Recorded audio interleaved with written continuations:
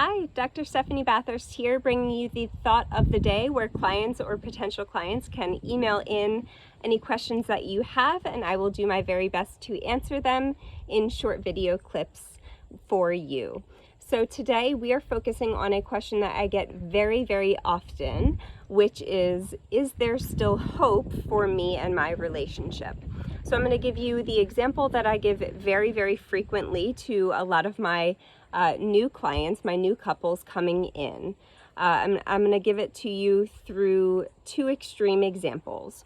So one dynamic, one extreme that I get is a couple that is coming to me for the first time, and before I even open the door to my home office, they are screaming and cursing at each other. They sit down, there are tissue boxes being flown across the room and pillows being thrown. I have to ask one to step out and go for a walk to try and do some deep breathing exercises and get a little closer to their emotional baseline, and the other to go make a cup of tea. So that's one extreme. And then the other extreme dynamic is I open the door, there's complete silence, the couple sits down, and it's like pulling teeth to get them to engage with me, and it's absolutely impossible to get them to engage with one another. So personally, clinically, I would much rather have the former coupledom, the former dynamic, rather than the latter. You might ask why. The reason being is that there's so much more energy in the previous example, right? In the negative expression rather than the apathetic expression. Apathy is the antagonist of love.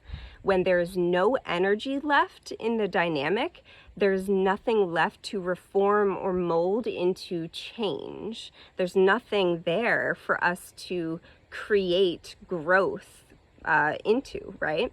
So yes, even though it's really uncomfortable and it's very toxic and dysfunctional at times, I would much prefer a dynamic that is very heavied by negative habits, because there's at least enough care and enough attention there, where energy is still directed toward one another. And because that's present, because those energy lines are still engaged, there's hope, right? That we can still reform those energy lines, that energetic expression, into something positive. So remember what I said, apathy is the antagonist of love. If you are not yet in an apathetic state within your dynamic, within your relationship and romantic dynamic, do not wait for it to transition into a state of apathy. That may be the point of no return when we can't do anything about it. Okay, so as long as we are not in a state of apathy, there absolutely is hope for change and reconnection, and we can help get you there. All right, I hope that was helpful. I hope it was insightful, and let me know if you have any other questions for the thought of the day. Talk to you soon.